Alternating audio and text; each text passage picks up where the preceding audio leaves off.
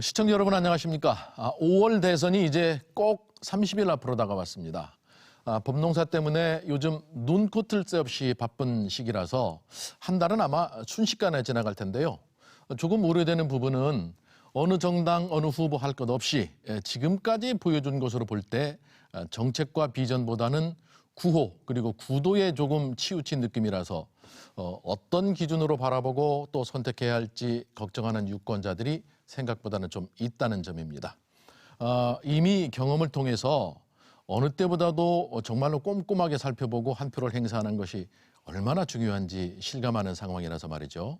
오늘 저희 열린 토론에서는 대전광역시 선거관리위원회와 공동으로 해서 매니페스토 정책선거 특집방송 토론회를 갖도록 하겠습니다.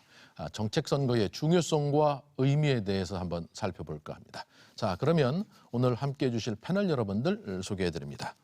먼저 대전 여성단체연합 김경희 상임대표 나와주겠습니다. 네, 예, 반갑습니다. 네.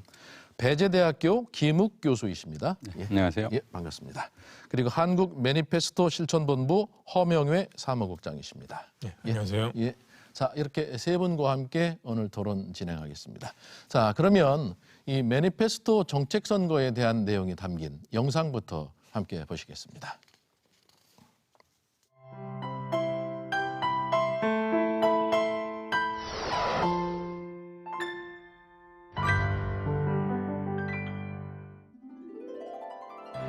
매니페스토란 정당과 후보자가 유권자에게 제시하는 공약으로서 구체적인 목표, 추진 우선순위, 이행 방법, 이행 기간, 재원 조달 방안을 명시한 공약을 말합니다. 그럼 우리는 어떤 기준으로 공약을 평가하고 후보자를 선택해야 할까요? 바람직한 미래상을 담은 공약,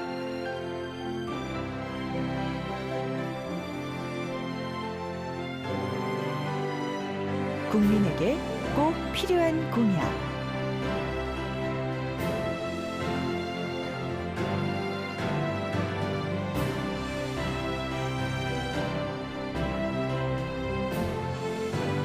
경제적, 사회적인 효율성이 높은 공약. 소속 정당과 정책 방향이 일치하는 공약.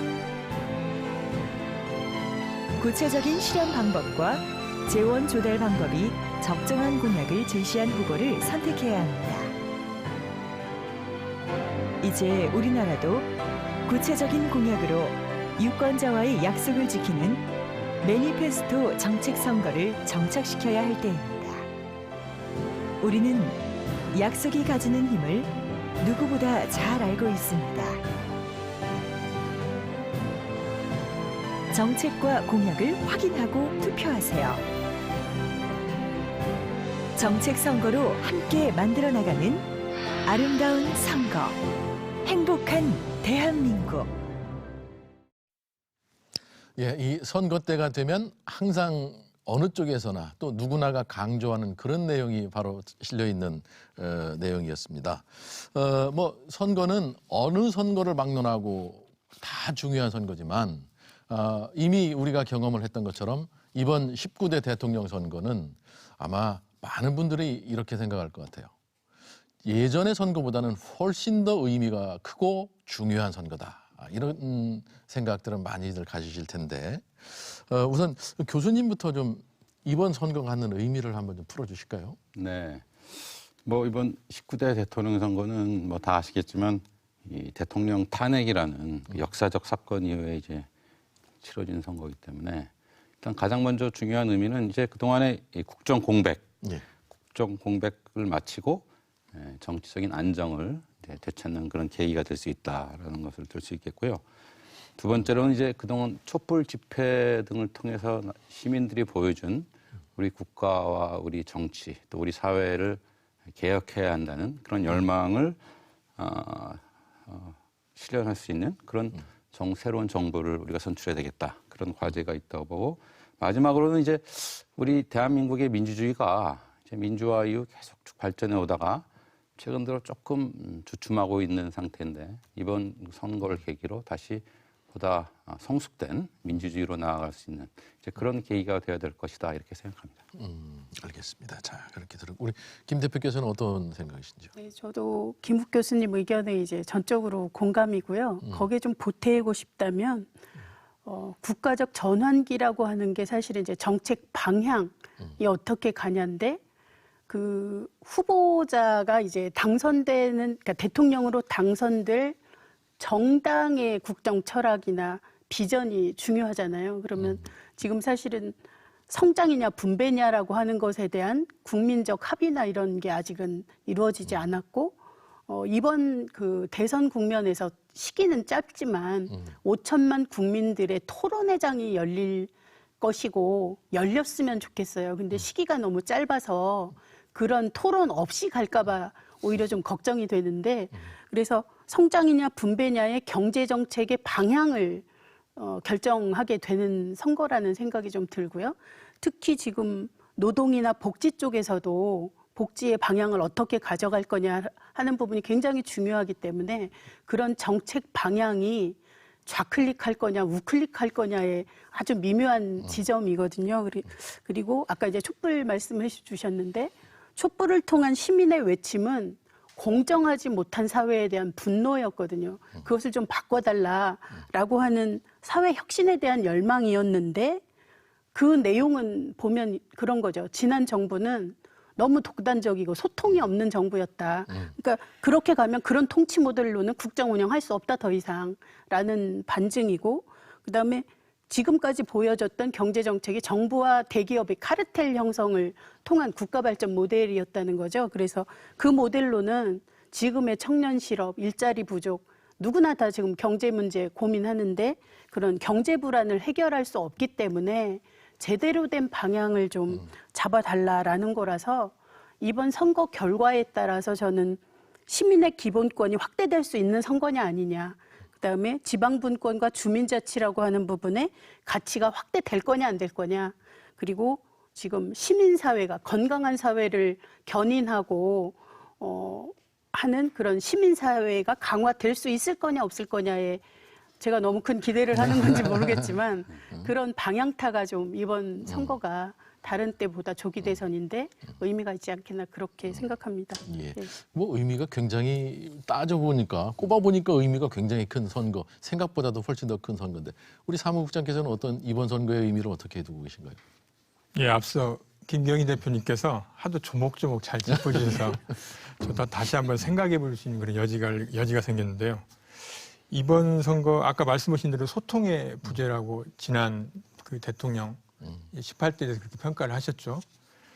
국민이 부여한 어떤 제한적인 권한을 개인적인 권력으로 착각을 한 겁니다. 그래서 이런 탄핵 사태까지 일어나서 이렇게 불행한 상황을 초래한 거고요. 이런 상황에서 이루어지는 어떤 국가 위기 상황에서 치르는 대선이기 때문에 저는 역사적으로 볼 때는 어떻게 보면 민주주의의 위기를 보정하는 그러니까 바로 잡는 그런 중요한 의미가 있는 선거라고 생각을 하고요. 이번 선거를 통해서 정말 국민을 무서워할 줄 아는 그런 지도자가 나왔으면 하는 바람입니다.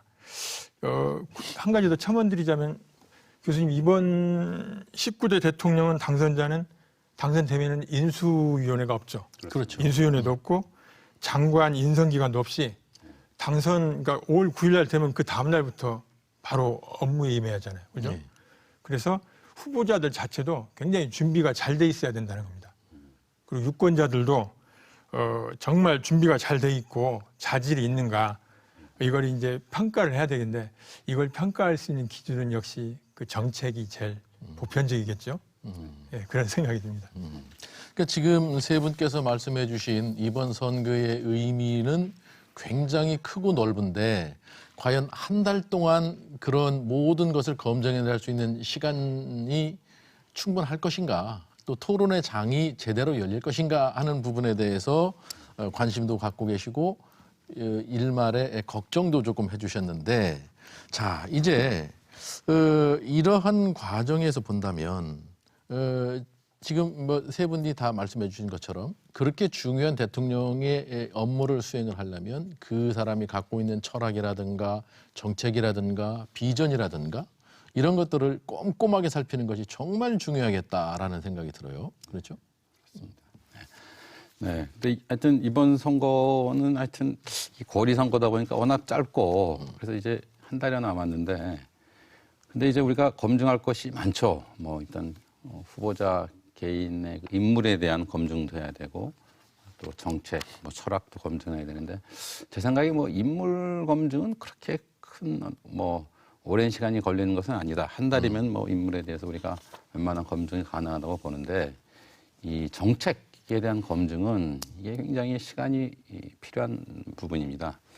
왜냐하면요 이게 정책과 공약이라는 거는 이 각 후보나 정당이 공약을 발표하는데 그걸 유권자들이 하나하나 다 꼼꼼하게 살펴서 이 후보와 이 후보를 비교하고 이 정당과 이 정당을 비교하는 것이 굉장히 이게 비용이 많이 들기 때문에 일반 유권자들로서는 굉장히 힘들죠.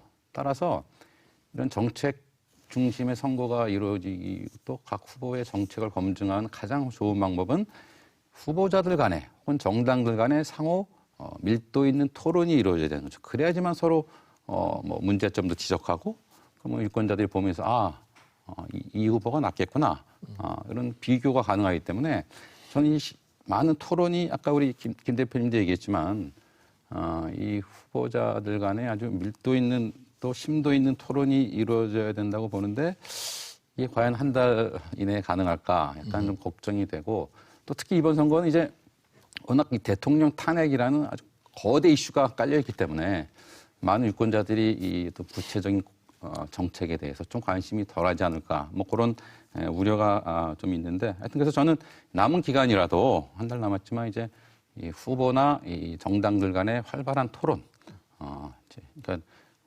형식적인 토론 말고요 진짜 심도 있는 토론이 많이 이루어지는 것이 가장 필요하다 이렇게 생각합니다. 그러니까 보도를 보니까 이번 대선 후보 토론은 선관위 주관으로 해서 3번을 하는데 2번은 원고 없이 서서 스탠딩 토론을 하겠다. 과거와 좀 변화된 모습을 보여주겠다 이런 각에서 조금 이제 기대는 갖고는 있습니다. 사실 그런 것들이 많이 필요해요. 그동안에는 사실 주어진 원고에 의해서 자기 구호를 외치는 그런 것들이 많았잖아요. 아까 김 교수님께서 그러니까 인물 검증 저는 한국이 유권자들에게 너무 많은 요구를 하는 것 같다는 생각이 들어요. 그러니까 사실은 정당 정치는 책임 정치를 의미하는 거고 인물 검증은 정당 내에서 사실 끝내줘야 되거든요. 그리고 왜 선거 기간에 그 정당의 정책이나 이런 부분을 유권자들에게 그 판단하게 하는지, 그러니까 사전에 일상적 정치 활동을 통해서 그 정당의 정책의 정체성이 드러나야 되거든요. 그래서 국민들이 선거하길 시기 이전에 저 정당은 어떤 정책을 내세우고 있고 저 정당을 뽑으면 우리가 삶이 어떻게 달라지겠구나라고 하는 사전에 그런 게 있어야 돼요. 그래야 유권자들이 뭔가 자기 정체성, 정치적 지향, 이념 이런 거에 대한 것을 평소에 본인을 좀 검증하게 하고 선거 때는 정당이 정책을 제대로 내세우고 정당만 검증하게 했으면 참 좋겠거든요. 그 인물 후보의 개인적 자질, 도덕성 그것까지를 왜 유권자가 판단해야 되는지 저 그게 조금 화가 나요. 우리가 부러워하는 그 유럽의 선진 정치를 하는 나라들에서 그렇게들 하고 있죠. 네. 예. 진짜 김경희 대표님 말씀이 정말 맞습니다. 맞는 말씀이고 저희가 정당을 선택한 이유가 정당에서 그 인물 검증 같은 건 기본적으로 해야 되는 의무적인 거거든요. 책임을 갖고. 근데 사실 솔직히 말씀드려서 저희가 지난 10년을 한번 돌이켜 봅시다. 얼마나 매니페스토 많은 운동을 해온 당명이 바뀌었습니까? 그걸 어떻게 보면은 정당들이 자기들이 추진해 온 것에 자신이 없으니까 또 회피하는 걸 수도 있거든요. 그래서 김경희 대표님 말씀이 당연함에도 불구하고 그렇게 안 되는 현실이 참 안타깝고요. 아까 우리 그 김 교수님 말씀하신 대로 정말 그런 토론회를 통해서 유권자들이 판단하는 것도 상당히 중요한데 또 그 TV 시청이라는 그 본방 시간이 있기 때문에 그걸 놓칠 수도 있거든요. 그래서 역시 그 유권자들 입장에서 기준이 될 수 있는 건 그 공약을 떠날 수가 없는 거거든요. 그래서 급할수록 살펴가라고요. 공약 검증 꼭 해야 되는데 특히 대선 공약 같은 경우는 굉장히 큰 선거라 나하고는 상관이 없다 이렇게 생각할 수도 있지만 사실 자세하게 들어가 보면은 자기 분야하고 관련된 게 다 있습니다. 유권자들께서 어떤 공약을 따져봤을 때 이건 상식적이지 않다. 그럼 그 문제 삼아야 되는 겁니다. 예, 그래서 공약을 면밀하게 따지는 거 중요하다고 생각합니다. 바로 그런 부분이 어떻게 보면은 매니페스토가 지향하는 그런 부분 아닐까요? 어떻습니까? 그렇죠. 그게 생활 속 매니페스토면서 또 선거 매니페스토 예, 그걸 말씀드린 거죠. 그 우리 김 대표께 한 가지만 더 첨언해서 여쭤볼게요. 우리 사무국장께서는 그 생활 속의 매니페스토, 선거의 정치의 매니페스토를 개괄적으로 말씀해 주셨다면은 우리 일반 시민들에게 다가갈 수 있는 우리가 흔히 얘기할 수 있는 매니페스토는 뭐가 있을까요? 시민들 입장에서는 매니페스토라는 용어 자체를 실제적으로 많이 못 들으셨을 거예요. 선거철만 잠깐 이제 듣고 듣기 지나가는 때문에 거죠. 예. 기억하기 되게 쉽지 않고요. 공약이라고 하는 것 자체는 이제 선거 국면에서 후보자들이 내가 이런 공약을 내세울 때니까 나를 뽑아달라고 표 달라고 할 때 내세우는 약속이에요. 그런데 이제 일반 시민들한테는 어떻게 인식되어 있냐면 실현 가능성 아니면 정책의 우선순위 이런 게 와서 다가오는 게 아니라 선심성 사탕발림 같은 공약들이 막 나오기 때문에 이거는 이제 지방선거일 때 더 강한 현상인데 그래서 헛공약이나 막공약으로는 이해가 돼도 아 매니페스토다 이 정책이 실현 가능성이 있겠구나 재원 조달은 이렇게 되겠구나를 개인이 판단할 수 있는 그런 게 별로 없거든요. 그래서 실제적으로 보면 선거 기간에만 주인으로 막 대접하다가 선거 끝나면 뭐 18세기 철학자 루소가 그런 말, 영국 철학자가 그 말 했다던데 선거 시기에만 자유롭고 끝나고 나면 노예로 간다라고 하는 것처럼 선거 이렇게 기간 되면은 90도 인사하면서 다 시민을 주인이라고 하고 공약 막 얘기하고 이러는데 당선되고 나면 당선인을 골목에서 볼 수가 없거든요. 동네에서. 그래서 실제로 매니페스토라는 것 자체가 이렇게 의미 있는 정책이라면 이렇게 정책 선거로 가야 된다 그러면 이게 이제 운동 과정에서 시민들에게 각인되도록 되고 유권자가 그렇게 인식이 변하고 해야 되는데 그게 잘 안 이루어진 것 같다는 얘기죠. 아마 이번 대선에서도 매니페스토라는 용어 자체가 오늘 언론의 토론을 통해서 이렇게 나갈지는 모르겠지만 듣기 쉽지 않을 것 같습니다. 정말 말씀 들어보면 이 선거 이런 모습들이야말로 가면 갈수록 더 중요해지고 꼭 필요한 거다라는 건데 왜냐하면 우리가 그동안 뭐 대선이다 국회의원 선거다 지방선거다를 많이 치러봤지만 말씀해 주셨던 대로 거창한 공약들이 휘황찬란하게 나오는데 당선되고 나면 용두사미처럼 사라져버리는 것들이 너무 많이 경험을 했지 않습니까? 그런 것 때문에 사실 앞서서 정책도 꼼꼼하게 살펴야 되고 이것이 실현 가능성이 있는지도 살펴야 되고 재원 조달은 어떻게 뒷받침을 해줄 것인지도 살펴봐야 되는 건데 근데 사실 그동안에도 매니페스토라는 것을 벌써 우리가 10년 넘게 자꾸 이제 주장을 하고 입에도 올리고 했지만 구호로는 그것이 어느 정도 이제 활성화가 됐지만 이게 현실적으로 적용되는 데는 조금 아쉬움이 많이 남는 그런 모양새 같아요. 네, 그렇죠? 그렇습니다. 네.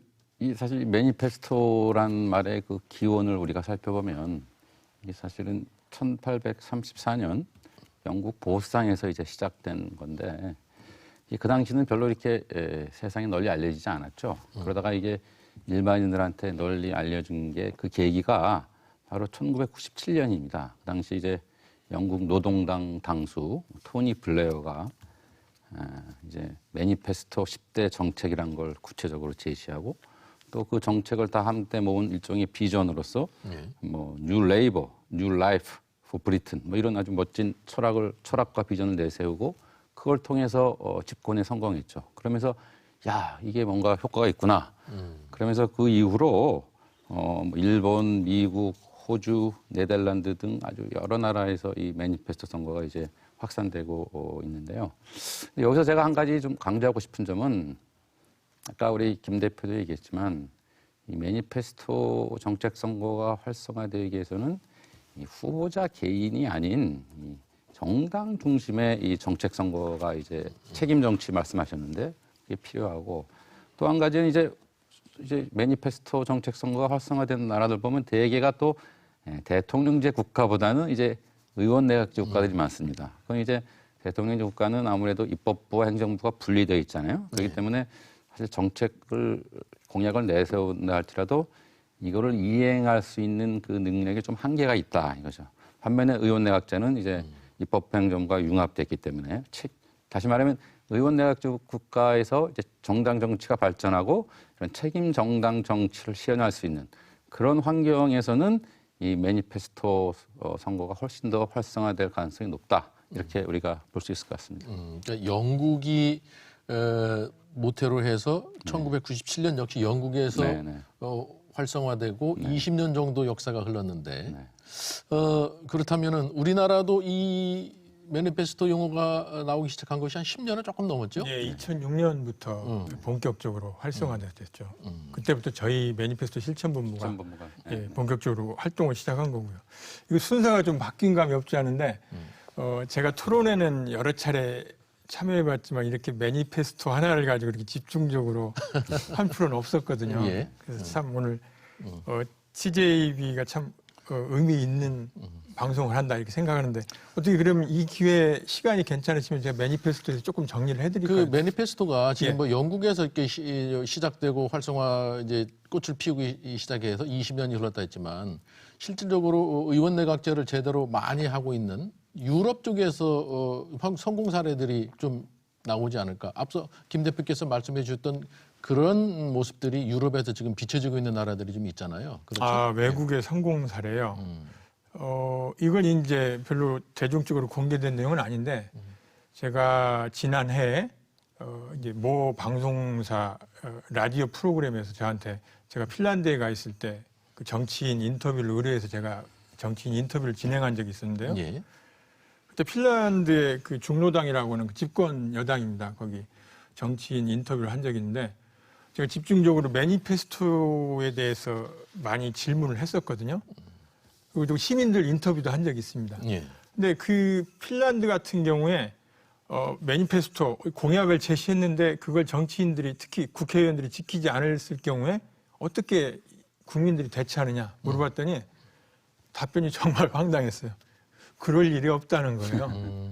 그래서 제가 사람 사는 게 다 비슷비슷한데 어떻게 이렇게 우리 한국하고 틀리냐 이렇게 생각했는데 그 사람들은 그 정치인들이 기본적으로 유권자, 국민을 굉장히 무서워합니다. 그래서 자기가 내놓은 공약이 막상 당선되고 나니까 사실 현실성이 좀 적고 자신이 별로 없어요. 그래도 일단 지키고 본답니다. 나중에 매니페스토 공약을 안 지켰다는 말을 안 듣기 위해서 그러니까 그런 면이 오히려 그 유권자들은 답답하게 생각되는 거죠. 그러니까 저희하고 너무 다른 환경이기 때문에 외국 사례들 아까 교수님하고 이 방송하기 전에도 말씀 나눴지만 뭐 영국이나 미국이나 여러 사례가 있는데 유럽은 우리가 봤을 때 정말 심합니다. 거기는 매니페스토 실천하는 게. 그러니까 지금 시점에서 뭐 일장일단이 있는 것 뉘앙스로 이제 말씀을 해주셨지만 우리가 그래도 그들을 부러워하는 것은 그렇게 내 말로 뱉었던 공약으로 내세웠던 것들은 반드시 지키려고 하는 모습들을 충분히 보여주지 않습니까? 그렇죠. 우리는 이제 그것이 부럽기도 하고 우리한테는 아쉽기도 한 부분인데 그렇죠? 예. 자 그렇다면 우리나라에서도 뭐 앞서서도 제가 잠깐 언급했습니다마는 선거 때마다 아주 훌륭한 공약들이 얼마나 많이 나오고 있습니까? 그런데 지나고 나면 지키는 것보다는 지키지 못하는 것들이 훨씬 더 많고 뭐 대부분의 선출직에 있는 계신 분들은 공약 이행률이 뭐 70%다 80%다 하지만 정작 중요한 것은 지키지 못하는 것들이 꽤 많아서 그런 경험을 하는데 만약에 이런 선진적 공약이라든가 또는 과장된 공약이라든가 이런 것들이 이제 우리 선거에서 발붙이지 못하도록 하기 위해서는 그러면 어떠한 유권자들이나 사회 전체적인 모습들이 필요할까? 이제 매일 뭐가 잘못됐다는 걸 짚기보다는 그거를 개선해낼 수 있는 방안들이 좀 필요한 시점이다 싶어서 그런 것들을 좀 여쭤보고 싶습니다. 우리 아무래도 매니페스토 운동을 적극적으로 하고 계시니까 사무국장께서 좀 먼저 좀 말씀해 주시면 좋겠습니다. 아, 그 참 어려운 질문인데요. 왜냐하면 제도적으로 그런 어떤 법률적인 걸 만들어서 제재를 가하면은 더없이 좋겠지만 그 전 세계적으로 그런 사례는 없고 또 우리나라에서도 그 법률 자체를 당사자들이 제정하는 거기 때문에 그게 불가능하거든요. 그래서 저희 매니페스토 실천본부에서 추진하고 있는 사항은 어떻게 보면 재직보다는 당근입니다. 그래서 해마다 어떤 여러 가지 평가 행사를 통해서 뭐 기초자치단체부터 그 국회의원들까지 뭐 약속 대상이니 평가 상이니 해서 제대로 지킨다는 거기에 맞게 시상을 하고 있습니다. 예. 그것도 어떻게 보면 경쟁적으로 매니페스토를 굉장히 실천하려고 하는 의지를 북돋을 수도 있는 거고요. 그리고 지금까지 저희 그 지금 토론 내용에서 나오지 않는 내용이기 때문에 제가 부가적으로 말씀드린 건데 매니페스토 공약을 만들 때 제일 중요한 것 중에 하나는 유권자들의 의사를 충분히 반영해서 만드는 것, 그것부터가 중요합니다. 그 후보자가 자기 의지대로, 자기 편의대로 만든 공약은 큰 의미가 없거든요. 유권자들 의견을 반영했을 때 유권자들도 그만큼 더 관심을 가지게 되고 또 나중에 이행을 제대로 하는가 그걸 평가를 하게 되고 그런 것 같습니다. 그래서 유권자 의지를 반영하는 거 굉장히 중요하고 혹시 이 토론회를 보시는 정치인들이 계시면은 적극적으로 그렇게 생각을 바꾸시기를 부탁드립니다. 네. 저는 그 지점에서 유권자의 의사를 반영해서 정책에 대한 공약을 내세우는 게 맞는데 지금 선거 국면이 되면 물론 유권자이긴 해요. 근데 전문가 집단인 유권자들의 의견은 공약으로 반영이 됩니다. 왜 그러냐면 정책에 대해서 고민을 하고 일상적으로 각 캠프에 전문가 그룹으로 또 관여해서 정책 제안을 하고 공약화하도록 하는 활동을 하시거든요. 근데 저는 이제 지역에서 제가 여성정치 네트워크 대표를 하고 특히 이제 대선에는 사실 정책 제안을 하거나 하는 게 많지가 않죠. 예. 큰 틀에서 이제 제안하고 싶은 건 하지만 지방선거나 이럴 때도 보면 골목에 삶터에서 주로 다니고 있는 일반인들의 정책 반영될 일이 별로 없어요. 왜? 우리나라는 정당이 일상적인 활동을 동네에서 사람들의 의견을 모으고 모임을 하고 이걸 안 하거든요. 제가 유럽을 갔을 때는 간호사가 됐든 선생님이 됐든 나가서 일하다가 저녁이 되면 정당에 모임을 해요. 삶의 얘기를 하고 뭐가 힘들어서 바뀌었으면 좋겠고 제가 알고 있는 어떤 여성은 의원이 됐는데 왜 의원이 됐냐? 애 맡기기 힘들어서 의원 됐다는 거예요.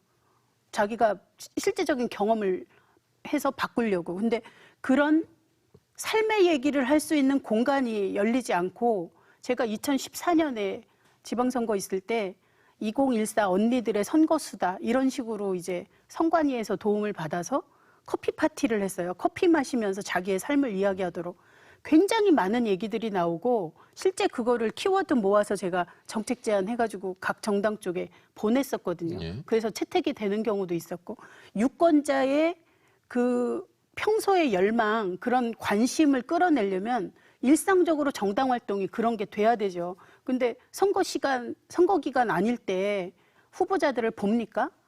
시당에 그 관련되시는 분들 못 봐요. 대전 같은 경우도 대전시당 계신 분들이 일상적인 그런 활동이 당원끼리는 혹시 모임을 하고 할지 모르겠지만 그래서 지금처럼 그 말씀 동의하고요.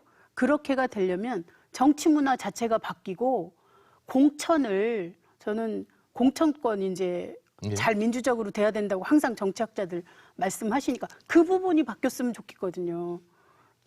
국회의원 따라다니면서 하는 지역 일꾼들 공천 안 주셔야 되고 일상적인 시민들 만나서 어려움 듣고 그거 개선하려고 하는 분들 공천해 주셔야 돼요. 근데 정당이 그렇게 안 하잖아요.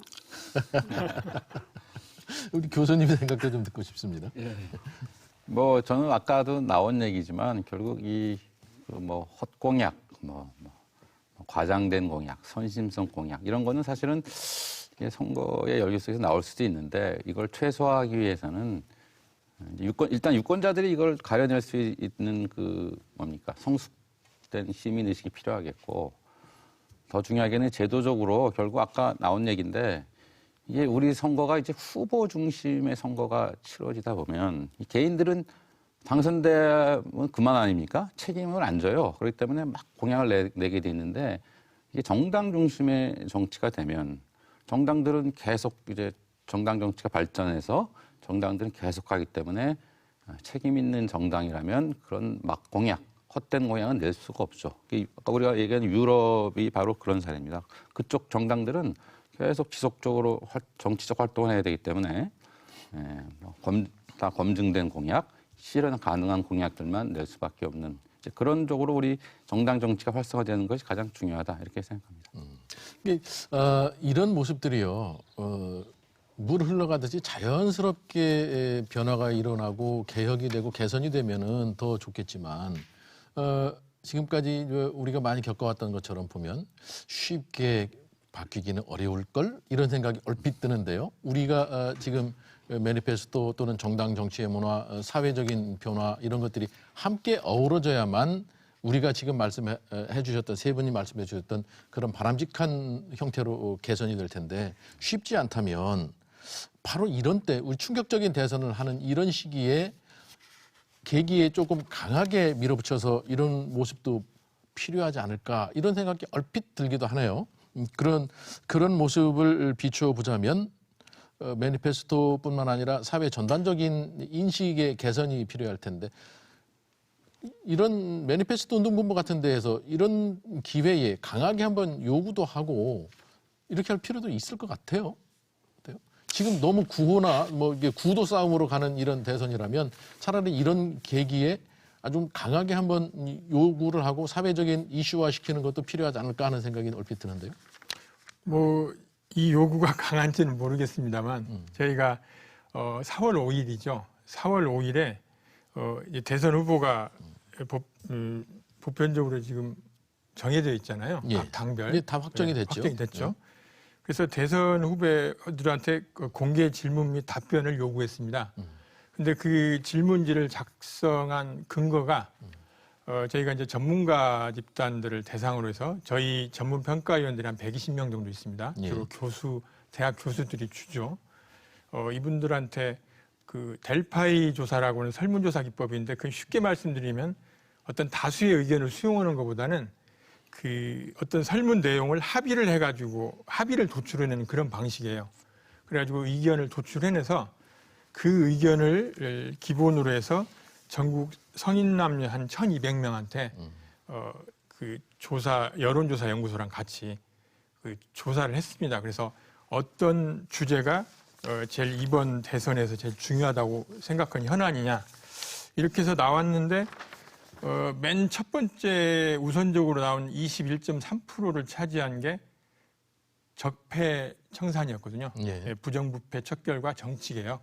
그리고 이제 두 번째가 뭐 일자리 창출, 세 번째가 소득 불균형 따른 양극화해서 뭐 이런 정도인데 이런 걸 기본으로 해서 저희가 대선 후보들한테 뭐 제가 전부는 읽어드릴 수 없지만 첫 번째 질의서 뭐 후보님의 국가 운영 비전과 국정 지표를 말씀해 주세요. 이렇게 하고 또 이번 정부는 제가 아까 말씀드린 대로 바로 업무에 임해야 하기 때문에 그 섀도우 캐비닛 내각이 어떻게 구성됐냐 이런 거 구체적으로 다 조목조목 질문을 하고 있거든요. 예. 상당히 전문성 있는 질문이고 또 어떤 의견 수렴을 통해서 한 거기 때문에 나름대로 파급력이 있을 거라고 생각을 합니다. 다행입니다. 예. 저거예요. 전문가 그룹들이 저렇게 해서 뭔가 후보자들에게 요구를 하고 정리가 되겠죠, 어디인가. 근데 이제 유권자들 입장에서 보면 동네에 있는 유권자 입장에서 보면 스스로 선관위 뭐 홈페이지를 찾아 들어가서 보지 않습니다, 절대. 예. 그리고 언론도 나한테 쉽게 노출되는 언론밖에는 안 봐요. 찾아서 보는 사람들이 많지 않기 때문에 전문가 그룹들이 꼭 해주셔야 될 게 지금 우리 사회의 문제를 진단해서 어떤 게 어떻게 정책으로 바뀌면 삶에 도움이 되겠다 하는 정책의 우선순위 그 부분을 후보자가 받도록 공약화하는 거 굉장히 중요한 활동이고요. 그리고 그분들도 어쨌든 국민이기 때문에 그리고 또 하나 꼭 해주셨으면 제가 어제도 이제 다른 토론회에서 교수님들 많으신데 예. 제가 그렇게 부탁을 드렸어요. 정책으로 생산된 어떤 것들이 실제 가능성이 있는 정책인지 아닌지를 일반 유권자들은 판단하기가 어렵기 때문에 그 정책 목표 그다음에 정책의 우선순위, 실현 가능성, 재원 조달 방안 이런 걸 통해서 분석한 데이터나 내용들을 쉬운 골목의 언어로 중학생들이 이해하기 쉬운 언어로 좀 표현해서 언론을 통해서든 노출시켜 달라라는 말씀을 드렸고요. 정당의 정책들이 공약집으로 막 만들어지면 전문가 그룹들도 그 공약집 얻기가 쉽지가 않아요. 분석할 때. 그러니까 그게 흘러 넘쳐서 일반 시민들에게까지 오기가 쉽지 않은 거죠. 그래서 어떤 방식으로 그 공약들이 매니페스토화돼서 올 거냐의 문제고, 아까 사회자님께서 후보자들이 선심 공약, 과장된 공약 했을 때 어떻게 이거를 페널티를 주든지 할 거냐 말씀하셨는데, 가장 확실한 방법은 제도화되기는 어쩌면 어려울 수도 있고요. 아까 허명애 국장님 말씀하신 것처럼 법안으로 통과되거나 하기 쉽지 않으니까 저는 유권자들의 힘으로 그걸 바꿔야 된다고 생각해요. 매니페스토가 잘 정리되고 실현 가능성 있는 공약을 내는 사람에게 표를 주면 됩니다. 그리고 뭐 막공약, 헛공약 한 사람 표 안 주면 돼요. 그러면 그거 저절로 아주 체감하겠죠, 정치인들이. 그래서 저는 우리가 분명히 기억할 건 정당과 정치인의 행태에 가장 직접적인 영향을 미치는 건 유권자의 변화된 투표 행태다. 그래서 정말 주권자로서가 잘 투표를 하시면 바뀌지 않을까. 덧붙여서 한 가지 제가 추가 질문 드리겠습니다. 예. 그런 변화된 모습들이 최근의 선거에서 조금 느껴지십니까? 저는 그 지난 총선에서요. 네. 투표 많이 안 했던 20대의 투표율이 올라가고 있고, 특히 여성들의, 젊은 친구들의 그 투표 참여가 늘어나고 있고요. 최근에 사회 문제, 이게 이제 촛불 이후에 나타나는 현상이긴 하지만 사회적 이슈에 관심 갖는, 저는 이제 여성들의 주목하는 측면이 있는데 10대, 20대 여성들이 변하고 있어요. 청년 여성들이. 그러면 저는 사회는 변할 거라고 봅니다. 긍정적인 예. 면을 많이 보여주셨고. 네, 네. 교수님께서도 혹시 그런 모습들을 좀 느끼고 계시나요? 네, 저도 뭐 우리 대표님하고 같은 생각인데, 사실 이 정치 문화, 정치 의식이 변해야 된다고 하는데 이거는 사실 하루아침에 변하는 건 아니고요. 장기적인 과정을 통해서 거치는데 결국 기존 유권자들의 생각이 변하기는 쉽지 않습니다. 결국 한 나라의 정치 문화의 변동은 유권자의 세대 교체를 통해서 이루어지는 거죠. 이제 젊은 친구들이 방금 10대, 20대 이 젊은 친구들이 새로운 어떤 문화와 의식을 가진 친구들이 새로 진입하면서 점차 우리 이제 문화가 변해가는데, 우리 대표님 얘기했지만 젊은 층에서 과거에 비해서 굉장히 어떤 정치나 사회 문제에 관심을 가지고 적극적으로 단지 투표뿐만 아니라 뭐 정치 토론이나 여러 가지 다양한 형태의 정치 참여를 하는 이제 젊은이들이 많아지고 있다는 것은 이제 굉장히 이제 장기적으로 볼 때 긍정적이고 낙관적인 우리가 전망을 할 수 있을 것 같습니다.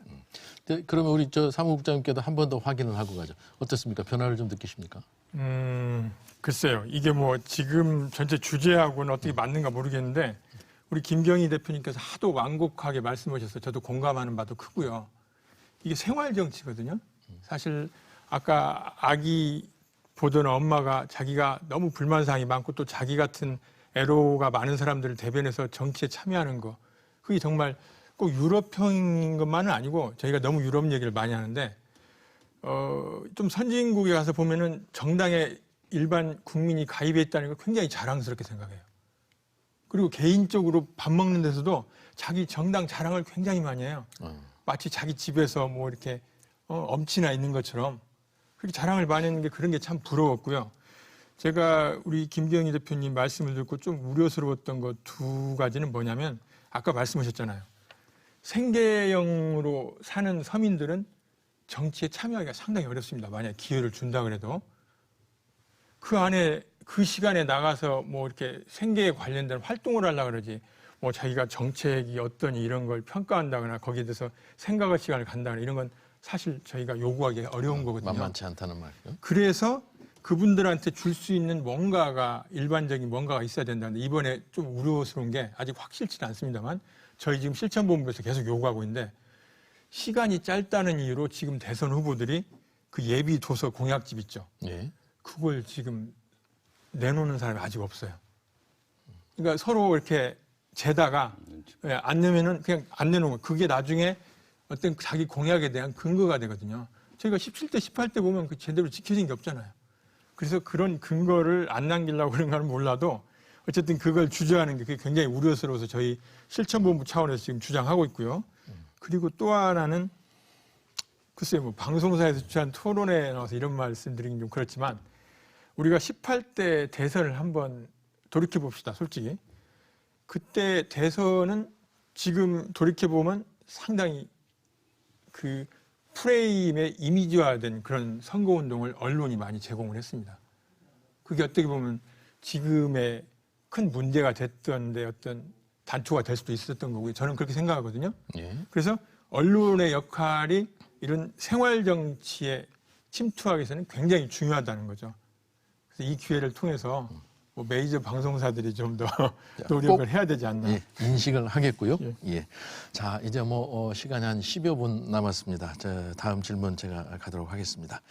그 이제 뭐 지금 이제 공약 얘기도 나왔습니다만은 이제 우리가 이 충청권에서 바라보면 대선의 전국적인 공약 또는 세대별 공약 뭐 이런 것도 아주 중요해요. 하지만 지역의 입장에서 보면 지역의 공약들도 빼놓을 수 없는 부분인데, 자, 이 뭐 지역의 현안들 꼭 이번 대선에서 들어갔으면 그리고 실천이 됐으면 하는 부분들도 여러 개 있을 겁니다. 그 중에서 몇 개만 꼽아주신다면 우리 김 대표께서 한번 살펴봐 주실까요? 네, 그동안 충청권이 이제 영남이나 호남에 비해서 그 정치적 영향력이 많이 밀려왔기 때문에 지역 현안 사업에 대한 그 탄력을 받으려면 이제 충청권의 공동 노력이 좀 필요하다 생각이 되고요. 특히 저는 그 국가 균형 발전이라고 하는 가치가 실현될 수 있는가, 그 다음에 지방 분권의 실현 의지가 정책 공약에 이제 들어갈 수 있는가라고 하는 지점이 굉장히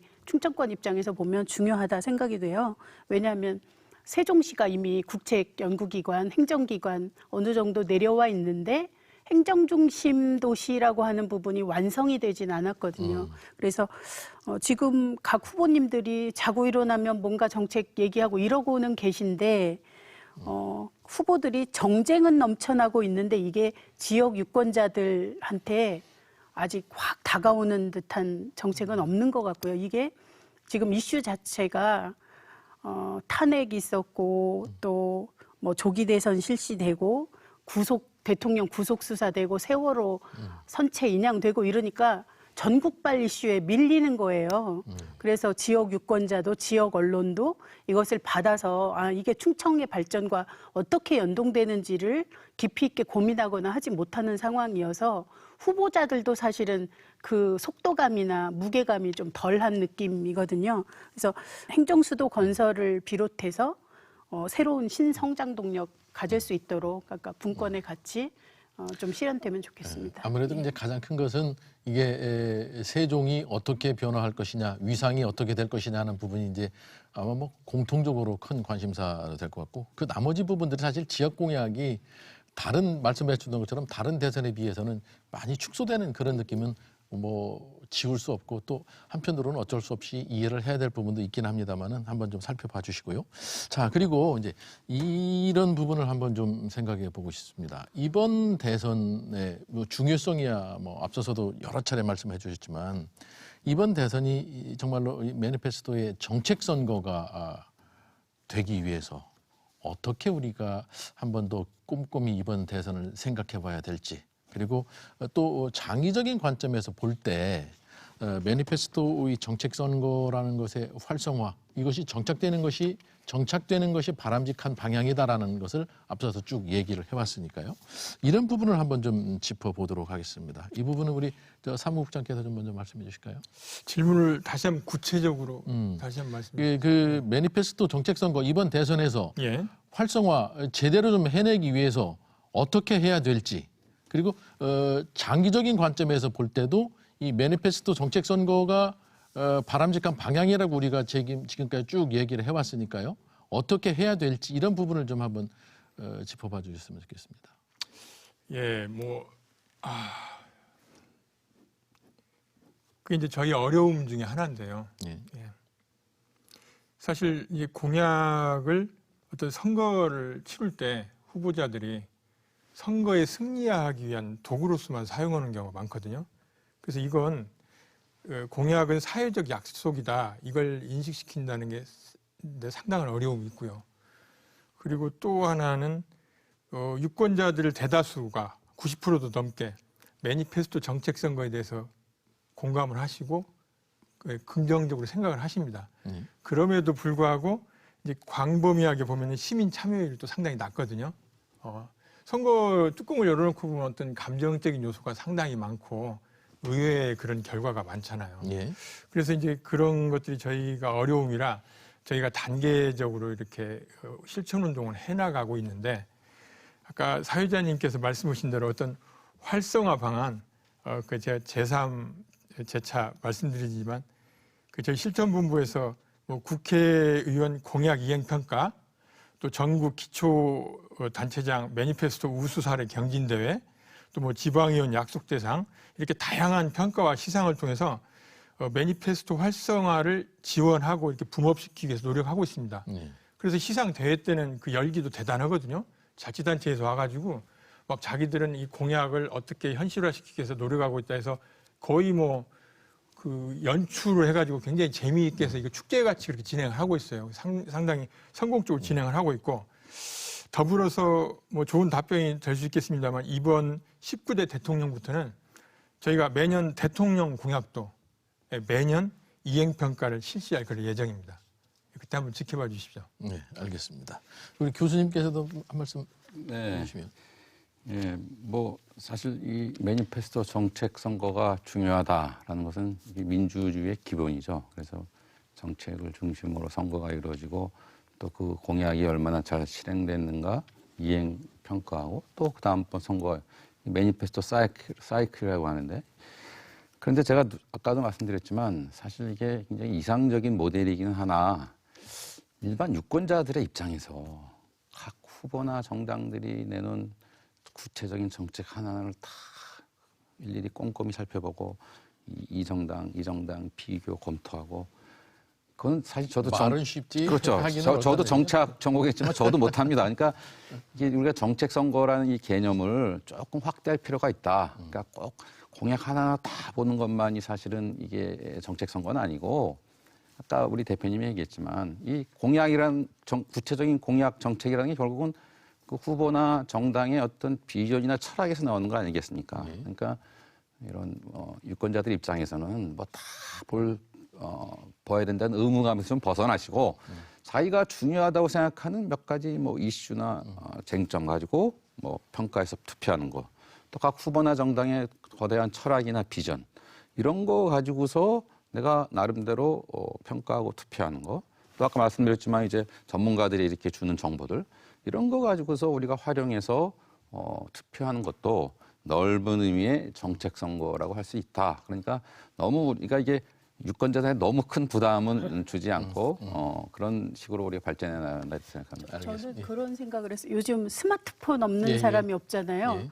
그래서 참여와 공유와 개방이라고 하는 키워드를 가지고 보통 SNS가 움직인단 말이에요. 그러면 저는 그러니까 매니페스토 정책 선거 관련한 부분도 소셜 매니페스토 정책화하는 운동처럼, 그러니까 본부 쪽에서 그런 거 좀 해주셨으면 좋겠어요. 그거 괜찮은. 큰 키워드로, 그러니까 단계별 전략인 거죠. 자질구레한 거 알고 싶지 않다 그러면 큰 철학과 비전과 그 하에서 정책이 나오기 때문에 1단계 클릭해서 보면 그 정도 보고 판단하고 한 단계 더 들어가고 싶으면 경제 뭐 이 큰 키워드 조금 정리해서 각 정당 후보의 차별화된 거 보여주고 그러니까 더 관심 있는 유권자일수록 클릭하면서 보는 거예요. 그거를 스마트폰으로 하게 그렇게 해주시면 소셜 매니페스토가 되고 저는 이게 선거의 문화를 바꾸는 운동으로 가야 우리나라가 정치가 바뀌는 거 아니겠습니까? 어떻게 갑자기 바뀌겠어요? 그래서 그러니까 정당에서도 정책을 그런 방법으로도 얼마든지 알릴 수 있고 네. 또 매니페스토 운동본부에서도 그런 방법으로 검증도 해나갈 수 있고 그렇죠. 아주 좋은 아이디어 오늘 참 좋은 시간에 잘 들었습니다. 예. 자 이제 저희가 시간이 얼마 남지 않아서 이런 말씀을 좀 드리고 가겠습니다. 정리 말씀 듣기 전에 이 매니페스토 정책선거 활성화 방안에 대해서 지금 쭉 얘기를 들어봤는데 이런 방안들이요 성공적으로 이루어지기 위해서 이번 대선에서 시청자 여러분들께서 어떻게 하시겠습니까? 그 후보자 뭐 TV 토론회도 물론 이제 많이 보시겠죠. 그리고 정책이나 공약 그럼 알림이 사이트도 일부러 이제 들어가기는 해야 되겠지만 그런 것도 좀 한번 참고해 보시고 그리고 이제 뭐 선거 공문 각 가정으로 발송이 될 텐데 거기에서도 한 번만 더 꼼꼼히 살펴보신다면 이번 선거 투표하시는데 좀 도움이 되지 않을까 이런 생각을 해봅니다. 자 이제 뭐 시간이 그야말로 이제 1분 정도씩밖에 마무리 발언 기회가 없어서 들으면서 정리를 하도록 하겠습니다. 자 우리 사무국장께서는 말씀해 주실까요? 이제 유권자들한테 예, 드리는 말씀입니까? 마지막 마무리 발언 예. 드리겠습니다. 유권자 여러분, 우리는 지금 민주주의라는 비행기에 같이 타고 있는 탑승객이라고 한번 생각을 해보시죠. 그리고 선거를 통해서 그 비행기를 조종할 기장을 뽑고 있습니다. 그 기장을 어떤 사람을 뽑느냐에 따라서 우리 비행기가 순항할 수도 있고 극단적으로는 추락할 수도 있다는 걸 요즘 실감하실 겁니다. 그럼 어떤 사람을 뽑아야 할까요? 예, 당연히 그 사람의 능력과 앞으로의 계획, 정책 공약을 저희가 평가하지 않을 수 없습니다. 귀중한 한 표 신중하게 행사하시기 바랍니다. 예. 자 우리 교수님 정리 말씀 듣겠습니다. 네, 뭐 유권자들한테 하고 싶은 얘기 제가 방금 전에 드렸고 그래서 하여튼 정책 선거를 너무 어렵게 생각하지 말고 나름대로 해석해서 정책 선거를 하면 될 것 같고 이번 하여튼 대선이 중요한데 시간이 얼마 없지만 아까도 말씀드렸지만 저는 이 정책 선거가 되기 위한 가장 요건은 후보자 간 혹은 정당 간 이 상호 토론, 형식적인 토론 말고 정말 밀도 있는 토론이 많이 이루어졌으면 좋겠고 또 그런 토론을 언론에서도 대중매체에서도 일반 유권자들이 알 수 있도록 잘 보도해 주시고 그리고 마지막 장기적으로는 역시 아까 나온 얘기입니다만 우리나라 정치가 정당 중심의 정치로 발전해야 되겠다. 그래야지만 사실 이 매니페스토 정책 선거가 자리 잡을 수 있다 이렇게 생각합니다. 예. 자, 우리 김 대표 말씀 듣겠습니다. 네, 저는 이제 선거 특성상 세계가 주목하는 선거일 거다라고 생각이 돼서 주권자들이 한층 성숙된 시민 의식을 보여주셔야 할 때다고 생각이 되고요. 그래서 사전 투표가 실시되는 첫 대선이기 때문에 예. 혹시 5월 9일에 일이 있으시면 사전 투표하실 수 있다. 그래서 국가의 주인으로서 그리고 국격을 높이는 주권자로서 의미 있는 한 표 행사해 주셨으면 그리고 마지막으로 국민이 행복한 대한민국은 정치인이 만들어주는 것이 아니라 지금의 시점에서는 국민 스스로가 만들어가야 한다. 그래서 그 부분을 정말 명심하셔서 나의 한 표, 나의 행동이 좋은 대한민국, 행복한 국민을 만들 수 있다라고 함께 생각해 주셨으면 좋겠습니다. 예. 자 오늘 세 분 좋은 말씀 정말 잘 들었습니다. 감사합니다. 예. 요즘 우리를 둘러싸고 있는 뭐 미국, 중국, 일본까지 얼마나 숨가쁘게 움직이는지 여실히 보고 계시죠. 그러면서 우리 대통령의 자리가 비어 있다는 것이 또 얼마나 안타까운지 정말 실감을 합니다. 모든 선거가 다 중요하겠지만 이번에 선출되는 대통령 정말 해야 할 일이 많고요. 예전 다른 대통령보다 더 많고 또 중요한 결정도 더 많이 해야 할지도 모릅니다. 그렇기 때문에 더 잘 뽑아야 되겠죠.